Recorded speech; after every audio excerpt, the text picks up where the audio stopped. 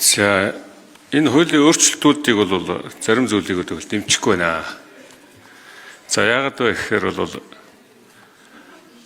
төрөөсөө болж байгаа бодлого үйл ажиллагаа бол ойлгомжтой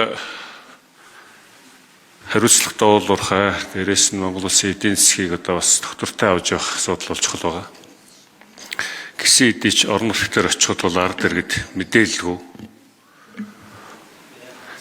Дээрээс нь байгаль орчин нөлөөлөл тэгэл ард иргэдэд одоо хүрчиж байгаа ашиг орж байгаа хөрөнгө оруулалтууд бол бас тодорхой биш байдаг учраас бол үл ойлголцоо асуудал бол маш их гардаг. Гэтэл энэ хууль маань бас яг тэр үл ойлголцлыг л ингээл татаад орж ирж байгаа. Жишээ нь одоо яг сумтай харьцдаг нэг харьцаа нь юу вэ гэхээр бол байгаль орчны менежментийн төлөвлөгөө байна.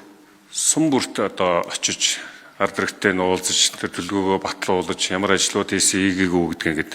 Гэтэл энэ асуудал ингээ байхгүй болж байгаа. Энэ хуулиар.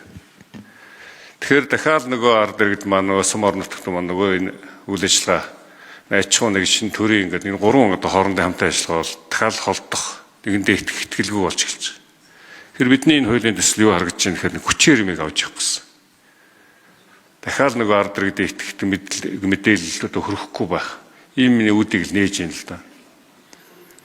Тэгээ яах гэж одоо ийм одоо хатуу ийм одоо байдлыг бид нар явна цааш дээр нь сонгох хэрэгтэй тийм. Уул нь бид нар бол харилцан ойлголцох тийм. Тэр ард иргэдүүд ямар үргэлжлэх очих вэ? Яаж одоо байгаль орчны энэ нөлөөлөлд тэр ард иргэдийг хөрөхгүй байх юм гэдэг. Ийм хамтаа ажиллагааг сайжруулж ижлийн бидний хоорондын төвцөлийн үйл ажиллагаа чинь багасна шүү дээ. Гэтэл энэ хуулиар бол бас л яг энэ асуудлыг ингээл дэвэргээл орж ирж байна л да. За энийг нэг хариулчих. Яагаад нэг жил бүр одоо батлагдаг инженерийн төлөв одоо гасч орж ирж байгаа. За дараагийн асуудал бол мөн одоо нөлөөллийн бүсд байгаа ард иргэд багийн иргэдийн нийтийн хурлаар бол бас байгаль орчны нэрвчлэн үлгээ хийдэг л дээ. Гэтэл бас энийг одоо авахгүйгээр орж ирж гасч орж ирж байгаа. Ерөн цаашдаа газар нутаг дээр энэ малчин өрөх, энэ айл өрөх, тэр бэлчээрийн даас гэтэрсэн ийм нөхцөлд амьдарж байгаа өрхүүд маань тэг яах вэ?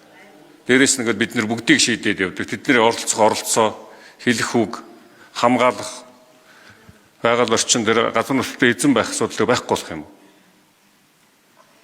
Гэсэн ийм хоёр асуултыг одоо хариулж өгөөч. Энэ бол үнэхээр таашдаа бидний энэ уулуурхай, энэ хариуцлагагүй уулуурхай, дээрээс нь төр итгэл бол ард иргэд дээр байхгүй болно шүү. Энэ хоёр хариултыг авъя. Тэгээд дахид нэмж тодруулъя. За ажлыг хариулъя. Уян гишүүн. Жарсан гишүүн энэ асуултуудыг өнөөдөр чуулган дээр асууж байгаа нь их сайн хэрэг боллоо. За зарим гишүүдээс яг таних шиг асуулт асуудаг. Байгаль орчны менежментийн төлөвлөгөө байхгүй болох гэж байгаа юм уу? Жил болгон батлуулдаг нь байхгүй болох гэж байгаа юм уу? Байгаа шүү дээ. Хэвэр. Тэгээд тэрийг асууж байгаа нь манай энэ засгаас орж ирсэн хуулийн төслийн 9-4 гэсэн заалт нь засгийн газрын гишүүн менежментийн төлөвлөгөө боловсруулах, хянан батлах, тайлагнах журам аргачлалыг батлана гэсэн заалт байгаа байхгүй юу? Энийг ажлын хэсэг найруулад хэрвээ наривчилсан төлөвлөгөө гээд аль хэдийн 5 жилээр баталсан төлөвлөгөө байвал дахин жил нь тэр хүснэгтэй хуваагаад батлуулахаа л болчихъя гэж. Тэрнээс биш жил болгоны тайлан хിവэрээ хайгуулын тусгай зөвшөөрлөө жил болгоны төлөвлөгөө хിവэрээ. Харин наривчилсан төлөвлөгөөг бол хамаагүй бага төслүүд яг үйл ажиллагаа явуулж байгаа төслүүд л хийж байгаа. Тэр нь наривчилсан үнэлгээ хийхдээ 5 жилээр төлөвлөгөөгөө аль хэдийн батлуулчаад жил болгон яг тэр хүснэгтэй хуваагаад дахин гарын үсэг авдаг байсан процессыг болиулъя гэсэн ярианууд ажлын хэсэг дээр яригдчихсэн болохоос яг одоо энэ 9-4 бол энэ журмаа боловсруулах хүрээг нь л тодруулж өгсөн. Тэгэхээр Жарсан гишүүн дээр ерөөсөө санаа зовх хэрэггүй.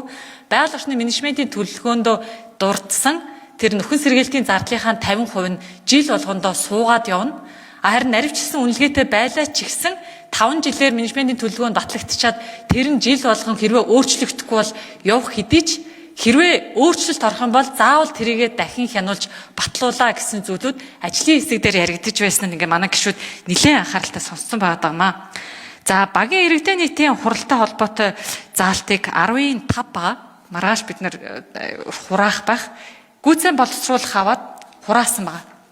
За одоо оруулж ирж байгаа нь болохоор яг энэ нөлөөллийн үнэлгээ тайлангаа төсөл хэрэгжүүлэгч үнэлгээ хэрэгжүүлсэн мэрэгжлийн байгууллага хамтраад төслийн нөлөөлөлд өртөх иргэдэд танилцуулна. За дээр нь баг хорооны иргэдийн нийтийн хурлын даргад хүсэлт илгээнэ. За ингээд бид нар тайлангаа гаргачлаа. Танилцуулъя гэд.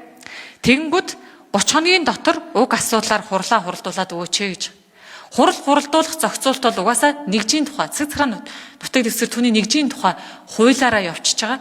Тэгэхээр өнөө үнэлгээний хуулийн дээр болохоор ямар ч тач таад хурлаа хуралдуулаад өгөөч гэд хүсэлтээ өгөх хугацааг нь 30 хоноор зааж өгөөд хуралдангууд нь ороод танилцуулаад саналаа авъя л гэсэн. Ийм байдлаар 15 гүйцэн боловсруулалт үзэж орж ирсэн гэж.